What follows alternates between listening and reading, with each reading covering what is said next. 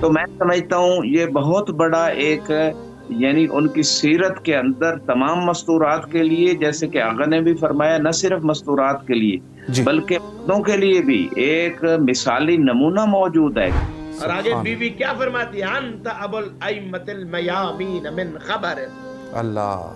اے علی، 3 دن کے علی سے کہہ رہی ہیں جناب خدیجہ۔ دیکھیں معرفت، امام کی معرفت دیکھیے گا جی آیت اللہ العظمی آغاز سید مرجع علیہ الرحمن، جیسا کہ ان کا دستور ہے کہ ہر خاص موقع پر وہ مومنین کے حوالے سے پیغامات۔ حضرت آیت اللہ صادق شیرازی حفظ اللہ تعالی نے اس موقع پر کل کی شب میں نے خود لائیو ان کا وہ پورا بیان سنا ہے کہ جس میں آپ نے جیسا کہ مرجع علی قدر کا جملہ ہے وہ بہت ذو معنی جملہ ہے، اس کی اگر وضاحت کی جائے تو بہت تفصیل سے آپ اس کو دیکھ سکتے ہیں، اور خاص طور پر آج کے زمانے میں دیکھیے بہت اہم مسئلہ پیغمبر اسلام کے قول کے مطابق مرجع علی قدر نے اس کو چھیڑا اور بتایا اور بتانے کی کوشش کی۔ حسب دستور قدیم اس سال بھی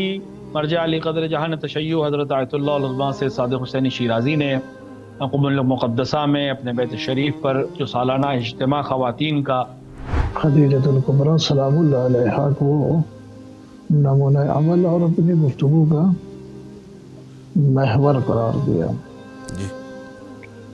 آیت اللہ العظمیٰ صادق حسینی شیرازی صاحب نے یقیناً آیت اللہ العظمیٰ سید صادق شیرازی کو خدا جزائے خیر دے، خدا ان کو زندگی دے، صحت دے، ان کا سایہ ہمارے سروں پہ قائم دائم رہے۔ اس کے سر اقدس پر تمام انبیاء کی سرداری کا تاج رکھا جائے گا، جیسا کہ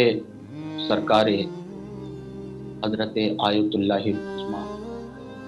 سید صادق حسینی شیرازی حفظہ اللہ نے اپنے پیغامات میں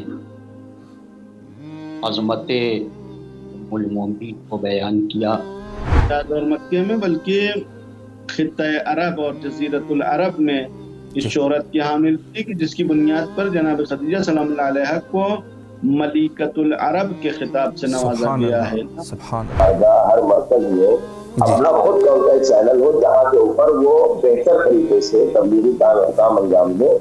اور جو کچھ ایکٹیویٹیز ہوتی ہے مذہبی حوالے سے وہ اپنے چینل کے ذریعے دنیا تک پہنچائے۔